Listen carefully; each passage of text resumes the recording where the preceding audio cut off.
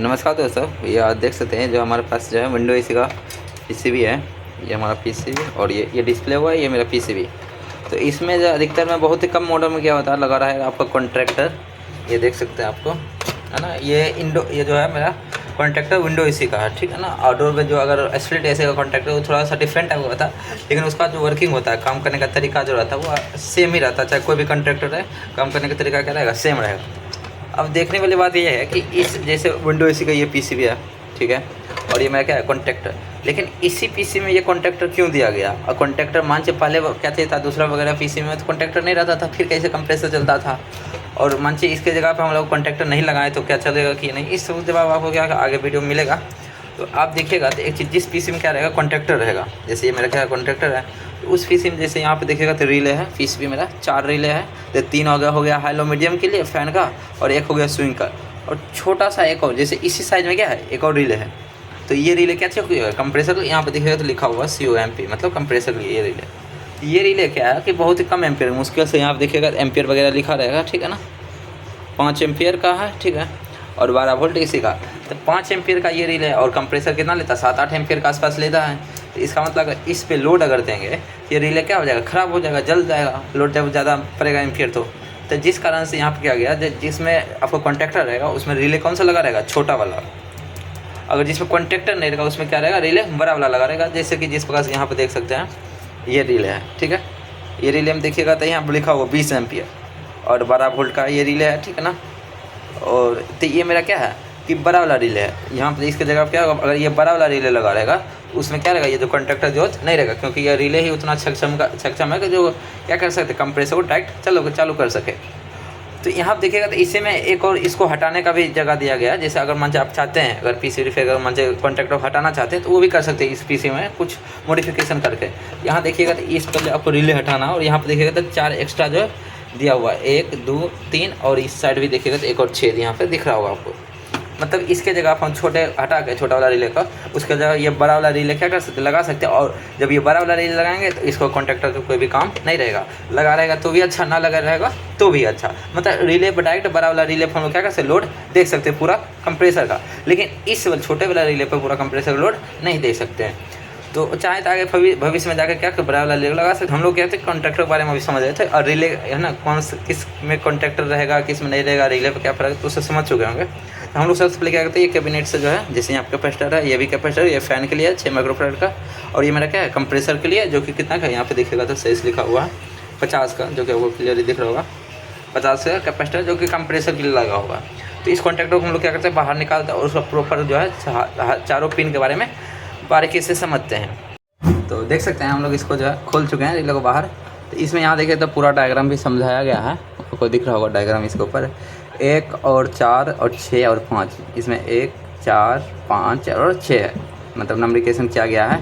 तो यहाँ पर ऊपर इसके ऊपर भी पूरा प्रॉपर लिखा हुआ है, आपको दिख रहा होगा। तो ये मेरा होगा 1, ये मेरा 4, ये मेरा 6 और ये मेरा 5।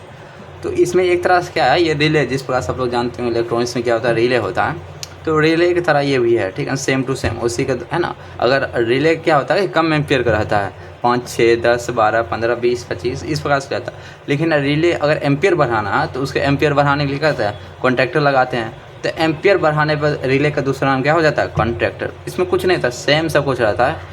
इसमें क्या रहता है, इसमें भी कॉइल रहता है, इसमें भी स्विच पॉइंट रहता है, NONC जो भी रहता है इसमें भी रहता है। लेकिन इसमें क्या होता है एम्पियर बढ़ जाता है। जो रिले है ना 10 एम्पियर का रहता है, इसमें डायरेक्ट बात क्या होता है 30 एम्पियर।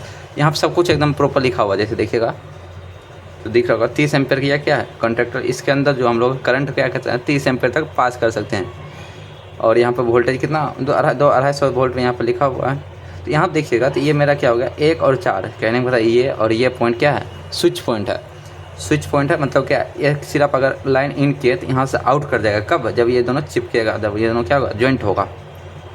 अब ज्वाइंट कब होगा, यहाँ देखिएगा मैग्नेटिक फील्ड बनाने के लिए यहाँ पे क्या यूज़ किया गया कॉइल। जब यहाँ पे क्या होगा देखिए कॉइल 5 और 6, और ये क्या है कॉन्ट्रैक्टर है। तो कॉन्ट्रैक्टर में जब भी यहाँ पे है ना मैग्नेटिक कॉइल पे हम लोग क्या देंगे वोल्टेज देंगे, कौन सा AC वोल्टेज, वो भी कितना 220 वोल्ट जो घर में आ रहा। रिले पर ऐसा नहीं होता, रिले पर क्या होता है DC वोल्टेज 12 वोल्ट है ना। और उसके आगे जो उस कॉन्टैक्ट पॉइंट है उसमें चाहे तो हम DC भी दे सकते हैं या फिर AC भी पास करवा सकते हैं। तो यहाँ पे ये 5 और 6 क्या है कॉइल का पॉइंट है। इसमें क्या होता है, अब जब चेक कीजिएगा तो इसमें रेजिस्टेंस बताएगा, है मेगा ओम में बता सकता है, किलो ओम में भी बता सकता है, लेकिन रेजिस्टेंस बताना चाहिए, ये ज़रूरी है। तो इसमें क्या होगा, जब हम लोग इसमें 5 और 6 में क्या देंगे, वोल्टेज देंगे कितना 220 वोल्ट, तो ये दोनों जो पॉइंट है ये क्या देगा, चिपक जाएगा, दोनों जॉइंट हो जाएगा और ये दोनों आपस में क्या देगा ना, बिप देने लगा। अभी इस प्रकार ये जो काम किस प्रकार से करता है एसी में, तो एसी में क्या होता है, जब हम लोग यहाँ पे इस पूरा जब कनेक्शन समझिएगा तो कुछ भी नहीं होता, एकदम सिंपल। जैसे रिले जो आउटपुट करता है, एक ऑलरेडी यहाँ पे न्यूट्रल डायरेक्ट रहता है, जो न्यूट्रल हम लोग इन कराते हैं ना, मेन पावर प्लग से इन कराते हैं, वहीं इस न्यूट्रल चल जाता है मेरा कैपेसिटर में, कैपेसिटर से न्यूट्रल चल जाता है फैन मोटर में, और वही न्यूट्रल मेरा किस में आ जाता है, एक सिरा पे कॉइल के एक सिरा पे आ गया। और कॉइल कब ऑन होगा, जब इसका लाइन भी चाहिए, है ना, लाइन न्यूट्रल जाएगा तभी जाकर क्या करेगा, मैग्नेटिक फील्ड बनाएगा। तो न्यूट्रल तो ऑलरेडी जहाँ जहाँ जाना था चल गया, इसमें भी न्यूट्रल डायरेक्ट आ गया।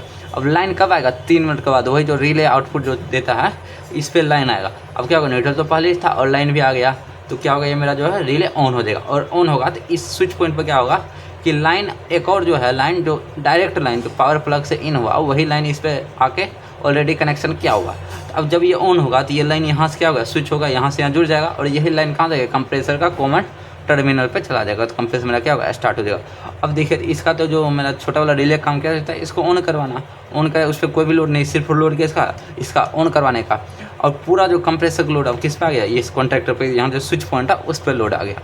उसमें मैक्सिमम कितना लोड ले सकता है, 30 एम्पीयर तक। तो इस प्रकार से हम लोग को रिले क्या कर सकते हैं, रिले कनेक्शन रहता है और इसको हम लोग चेक करना है, तो सिंपल वे में क्या कर सकते हैं, एक लीड ले लेना है, 5 और 6 नंबर पे क्या करना है, आपको मेन लीड ले लिए और यहाँ पे लाइन दे देना। तो यहाँ देखिए आवाज़ सुनाई देगा आपको कुछ ना कुछ, ठीक है, टिक टिक करके देखिएगा,